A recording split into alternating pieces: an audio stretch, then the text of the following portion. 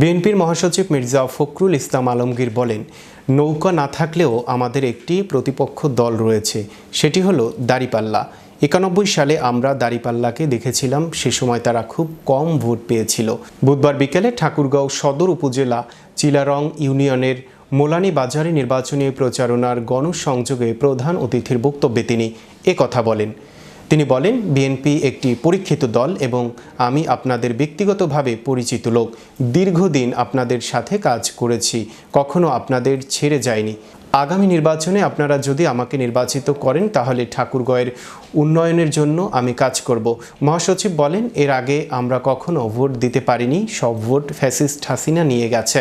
এবার একটা সঠিক ভোট হবে এমন আশা করছি আমরা, যেখানে সকল ভোটাররা স্বাধীনভাবে যাকে খুশি তাকে ভোট দিতে পারবে। তিনি বলেন, হাসিনা তাদের লোকদের ফেলে চলে গেছে দিল্লিতে, আপনারা চিন্তা করবেন না, আমরা সেই বিপদ থেকে আপনাদের উদ্ধার করব।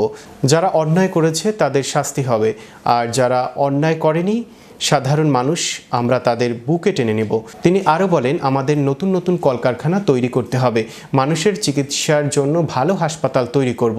এটা আমার শেষ ভোট, আমার জীবনের শেষ নির্বাচন। এই শেষ ভোটে দয়া করে আপনারা সকলে আমাকে সমর্থন করে ধানের শীষে ভোট দিয়ে আপনাদের কাজ করার সুযোগ দেবেন। এই সময় বিএনপির বিভিন্ন স্তরের নেতাকর্মীরা উপস্থিত ছিলেন। আমাদের কিন্তু আপনার প্রতিপক্ষ আছে, নৌকা নাই, কিন্তু আরেকটা মার্কা আছে। তো কি মার্কাটা?